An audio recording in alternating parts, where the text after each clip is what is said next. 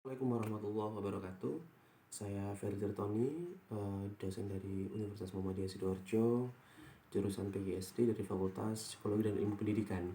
Saya akan menyampaikan hasil dari full paper yang coba saya bawakan dalam seminar nasional pada kesempatan di Universitas Muhammadiyah Surabaya ini.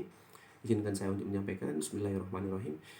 Judul saya adalah implementasi percepatan dan pemerataan mutu dan kualitas pendidikan di Indonesia guna mencapai target generasi emas tahun 2045 melalui grand design sistem donasi pada penerimaan siswa baru pada kota dan kabupaten di Indonesia. Kita tahu semuanya, pada awal kebijakan zonasi di Indonesia timbul berbagai macam pro kontra di Indonesia. Satu sisi, banyak masyarakat di Indonesia yang belum memahami betul bagaimana kebijakan ini, tujuan dan regulasi sebenarnya, tujuan dari pemerintah pusat tentang hal ini, akan tapi banyak sudah cibiran di awal. Hal tersebut tidak merasakan pemerintah untuk terus mensondingkan agar zonasi tetap dipertahankan. Banyak sekali keuntungan zonasi yang bisa kita dapatkan. Beberapa hal seperti yang akan saya sampaikan pada kesempatan kali ini. Jadi penelitian ini bertujuan untuk mendeskripsikan bagaimana implementasi pelaksanaan sistem zonasi yang dilaksanakan secara menyeluruh di kota dan kabupaten di Indonesia. Lalu menganalisis dan menghubungkan sejumlah data yang diperoleh dari berbagai macam sumber cetak dan jurnal penelitian yang ada dan membahas masalah tersebut. Penelitian ini menggunakan dokumen study nantinya, di mana studi dokumen atau teks merupakan kajian yang menitik beratkan pada analisis interpretasi bahan tertulis berdasarkan konteksnya. Hasil penelitian menyimpulkan bahwa sistem zonasi nanti bertujuan memberikan pemerataan pendidikan kepada seluruh masyarakat hingga di remote area. Saya langsung masuk saja.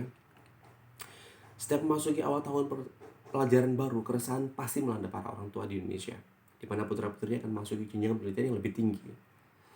Penyebabnya, khawatir sang anak tidak mendapatkan sekolah sesuai dengan yang diharapkan atau sekolah favorit yang menjadi incaran.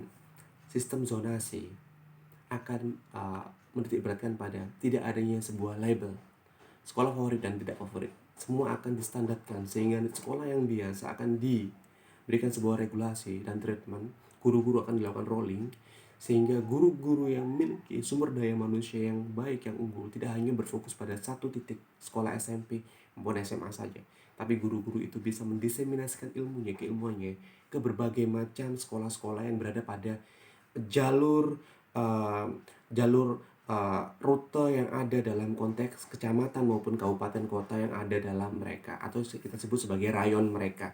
Di rayon tersebut nanti akan ada pemerataan SDM-SDM yang ada di sana. Salah satunya adalah dengan melakukan sebuah pemerataan dengan sistem zonasi. Jadi nantinya sekolah-sekolah tertentu yang memang, mohon maaf, sumber daya manusia yang memang gurunya belum terstandar untuk bisa masuk ke dalam tataran sekolah yang memang memiliki sebuah kualitas pendidikan yang bagus atau sekolah favorit, akan disejajarkan nantinya dengan sistem zonasi tersebut.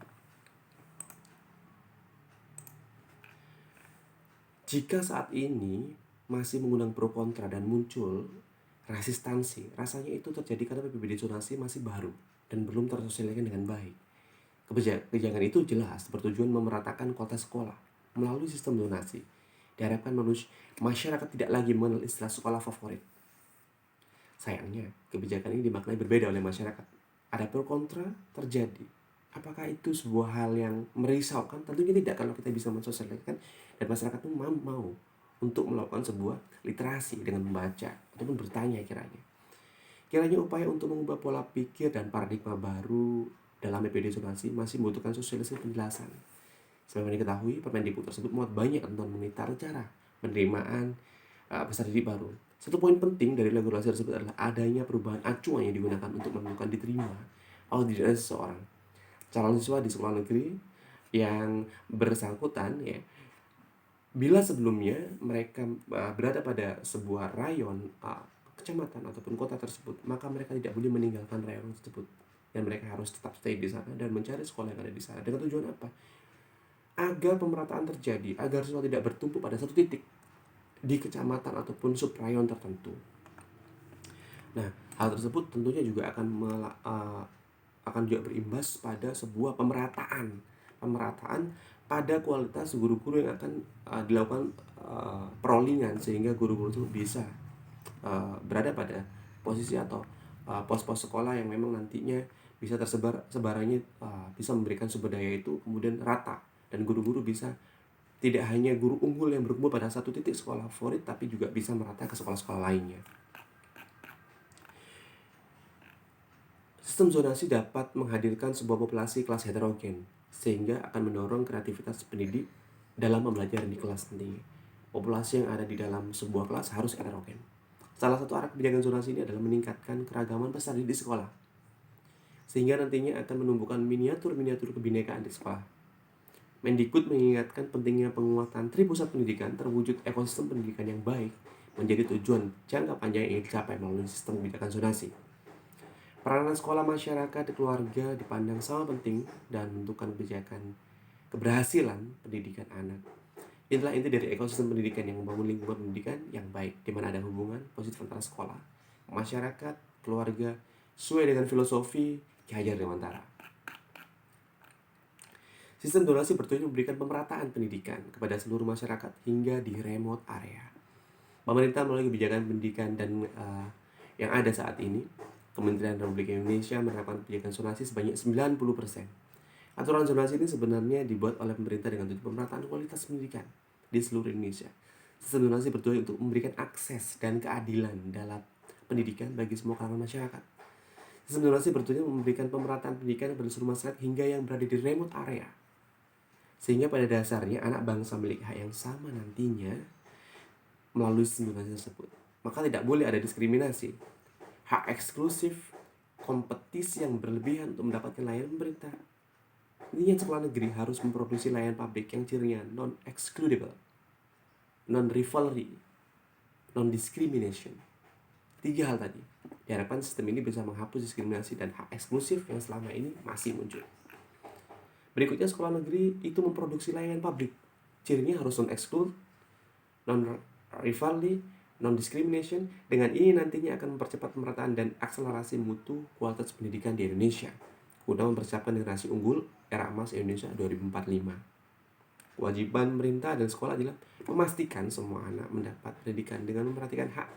Anak harus masuk ke sekolah terdekat dari lokasi rumahnya. Karena pada dasarnya anak bangsa memiliki hak yang sama. Data yang kami himpun dari Kementerian 2019-2020 menyatakan bahwa 90% siswa wajib diterima jika jarak domisili siswa tersebut terdekat dari sekolah. 5% dari jalur prestasi, 5% alasan khusus, seperti pemindahan domisili dan lain-lainnya. Jadi masyarakat tidak perlu khawatir dengan adanya zonasi, karena hal ini berapa baik nantinya. Sistem zonasi dan redistribusi tenaga pendidik. Saya katakan lagi bahwa tujuan zonasi adalah bagaimana cara agar pemerintah bisa melakukan sebuah redistribusi. Artinya, tidak ada lagi sekolah favorit. Semua sekolah favorit kenapa? Mendapatkan guru-guru dengan kualitas sumber daya yang baik.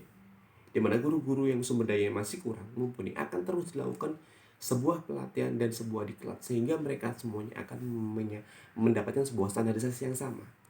Tentunya ketika guru-guru ini dilakukan sebuah redistribusi, artinya akan ada terjadi pengimbasan kualitas mutu pendidikan. Kesimpulan dan saran, pendekatan zonasi dimaksud untuk memberikan akses yang lebih setara nantinya dan berkeadilan kepada peserta didik tanpa melihat latar belakang dan kemampuan ataupun sama status ekonomi sosial. Kewajiban pemerintah dan sekolah adalah memastikan semua anak mendapatkan pendidikan dengan memperhatikan anak harus masuk sekolah terdekat dari rumahnya, karena pada dasarnya anak bangsa memiliki hak yang sama. Sekian dari saya, terima kasih. Wassalamualaikum warahmatullahi wabarakatuh.